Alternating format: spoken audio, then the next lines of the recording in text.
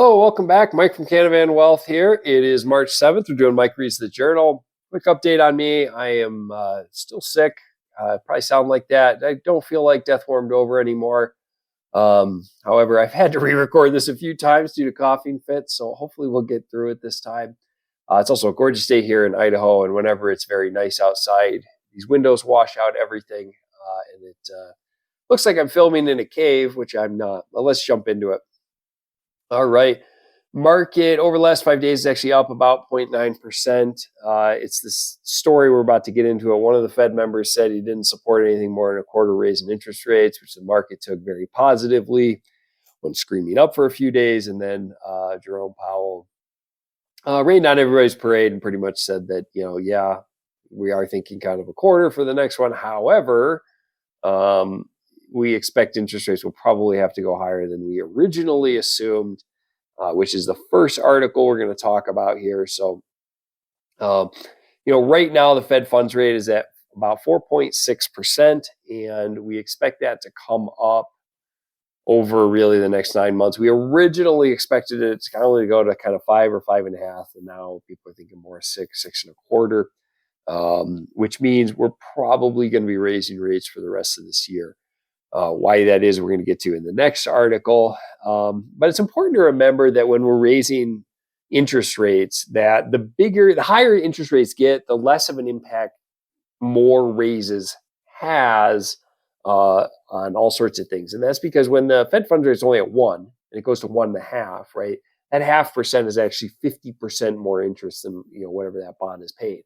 Whereas when it goes from 4.5 to 5, the kind of percentage, of the entire interest is substantially smaller. So even though we're saying, we're going to have another 1.5% interest rate, that will not be like the first really few painful percentages that the Fed funds went up. So very important to keep that understand.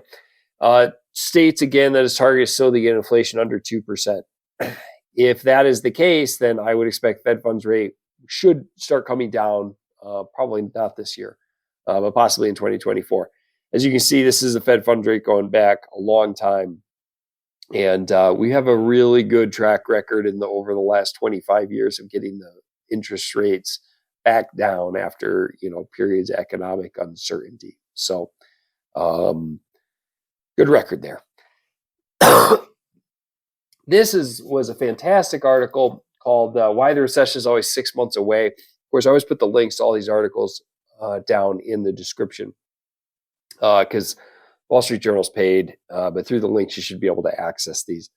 And it talks about pretty much that the economists have been saying there is a recession coming for 6 months. It's 6 months from now, but they've been saying that for the last 18 months. And then this is the Fed funds rate change. This is the most recent one, this gray line. These are all the other ones. You can see how dramatic it has been compared to previous raises in interest rates. So this really is an unprecedented time. So it says, there's these 3 factors as to why the economy is doing well. And the first one is that effectively through COVID, it was not as bad as we expected it to be. The government spent a lot of money, sent out a lot of stimulus, and businesses and consumers did pretty well through it. And then it talks about how the housing market hasn't fallen apart, even though interest rates have gone up for a twofold reason.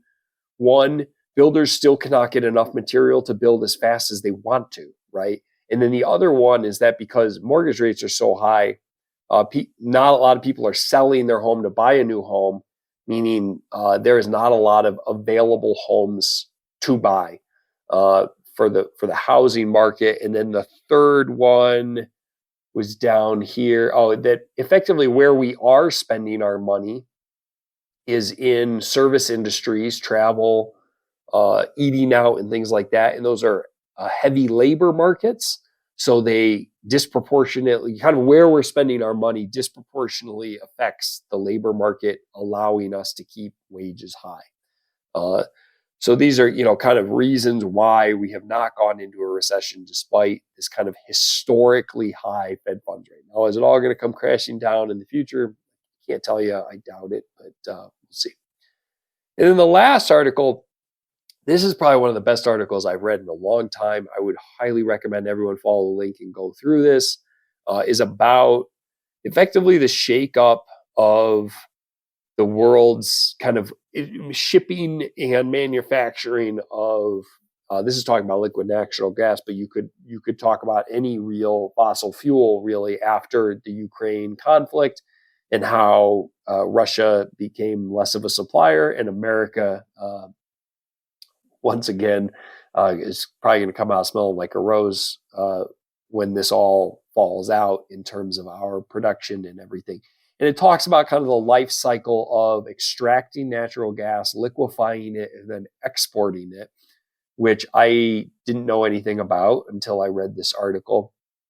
Very well done. There's lots of pictures and really great graphs, which I'm going to get down to here in the bottom, but effectively drill down 2 miles, go into these shale fields. This is fracking, a little politically sensitive, but it's producing these are, I think, are fracking pumps.